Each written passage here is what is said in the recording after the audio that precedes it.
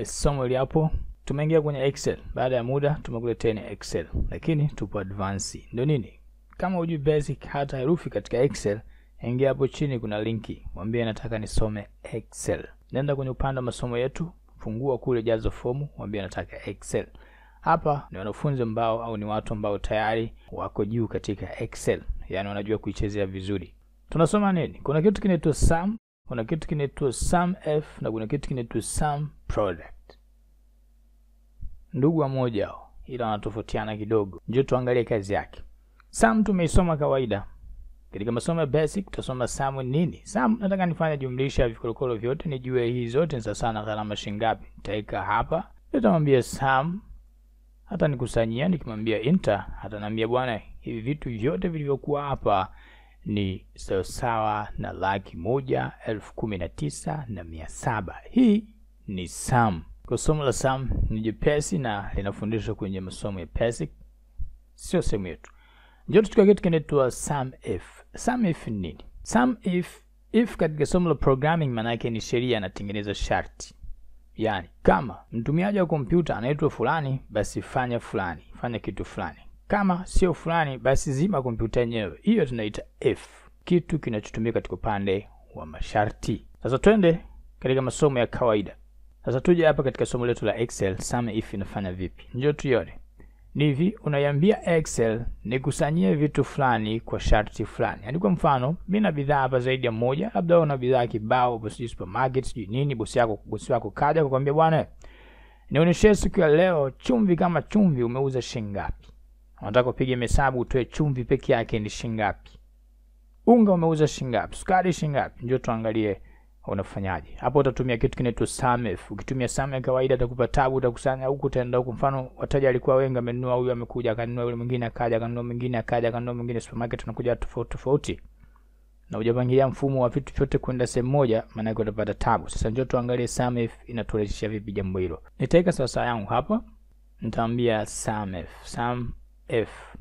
Tumesema tupa advance kwa tumia kawaida, tunatumia tukuandika function moja kwa moja. Bonyeza tab, atakuletea hiyo function yako au atakufungulia mabano ili uandike unachokitaji.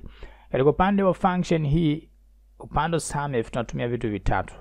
Tuna vitu vitatu. Yaani tutaandika koma kama 2, 1, 2. Halafu mwisho tutaweka sheria lingine kabla tujafunga.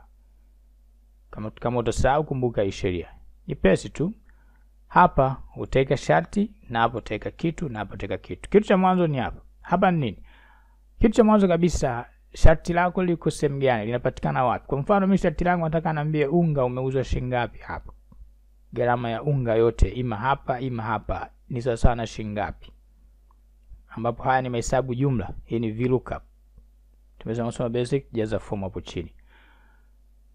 Kwa nataka nimwambie unga hapa umechukua gharama shilingi ngapi kwa siku hii ya leo. Kwa nitakuja hapa nitaambia bwana sharti langu liko hapa. Select yote majina yako yote ambayo ndani yake ndio kuna sharti. Hiko ndio kitu cha mwanzo. Kitu cha pili, maana iko tega koma. Kitu cha pili ni hapo koma inatofautisha kati ya command na command katika upande wa Excel.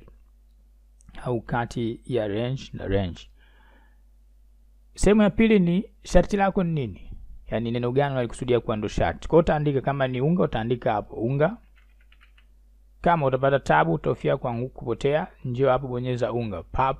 Ndio mwingine kama unauza vitu wewe mwenyewe kusoma uwezi. Kwa hiyo bonyeza iko kitu ambacho unakiuza.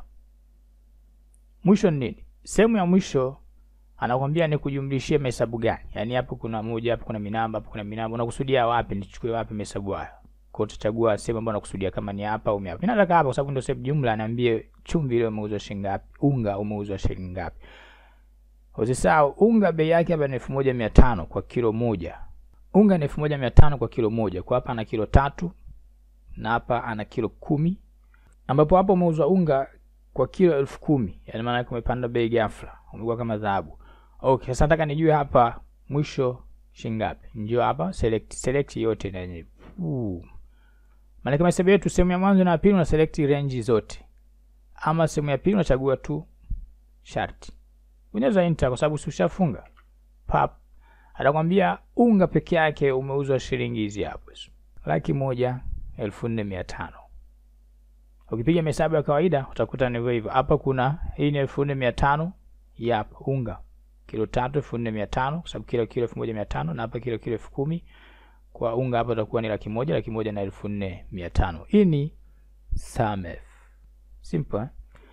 Njoo kwenye sub product. Sub product inafanya nini? Kuna kitu kinaitwa sum product. Product bidhaa, sum ni jumlisha, jumlisha bidhaa ndio ni bwana sielewi.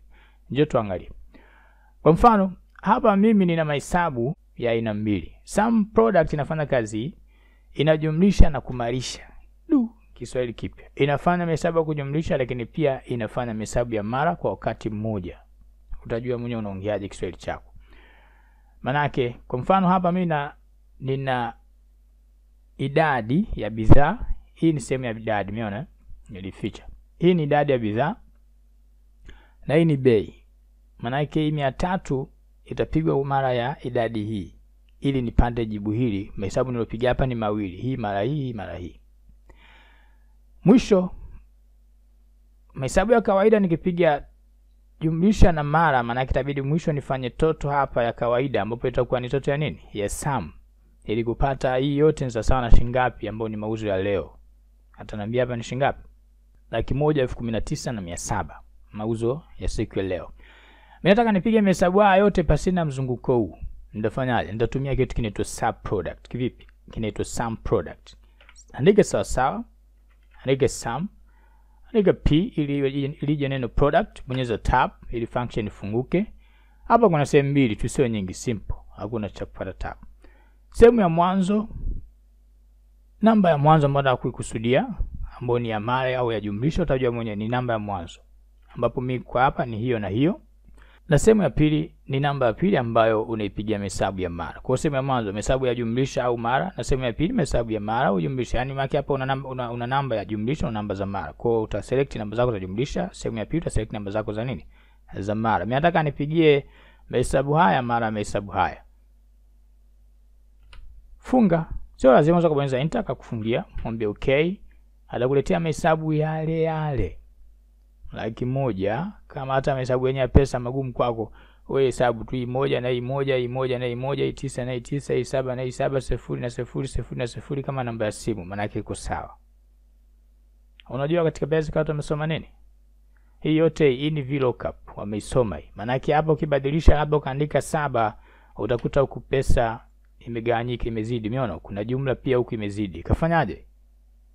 Usiniulize mimi. Hiyo ni VLOOKUP, ingia hapo kasomee basic. Hapa katika upande wa formatting.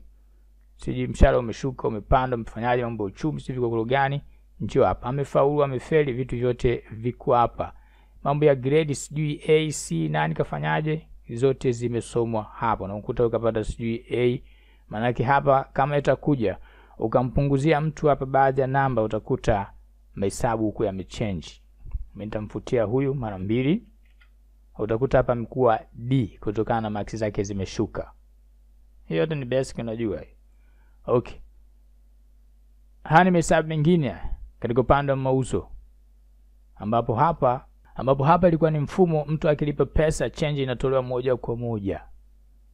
Yaani automatically. Hii ni change inayobaki. Huko mbele tutakuja kutengeneza program inayotumia simu itakaomulika bidhaa zako na kuingiza kwenye Excel na kutoa majibu ya change kutokana na pesa iliyotolewa na mteja na idadi aliyochukua. Hii ni VLOOKUP pia. Watu wamesoma baadhi ya minamba sijui nini. Mwisho kabisa vitu vipo vingi. Mambo ya kodi sijui nini, hivyo vyote vimefundishwa katika masomo hayo. Unahitaji ingia hapo. Na vitu vingine kibao. Kingine kiapo hiki cha mwisho ambacho tumekichukua kinahusu nini? Na ziada zingine ambazo hapa hatujaziongelea. Katika orodha hii kwa taarifa yako nikichagua nchi zitakuja au itakuja mikoa yake. Hiyo Tanzania mikoa yake yapo. Nikichagua hapa Kenya utakuta mikoa ya Kenya hapo. Si Nairobi, Mombasa, Kisumu kama mimi ninavyohitaji. Maana yake mikoa hii kama nitazidisha itazidi hapa. Kivipi? Fomu ipo hapo chini. Jaza, mwambie nataka nifunze Excel. Njoo uwe more than a professional. Asanteni.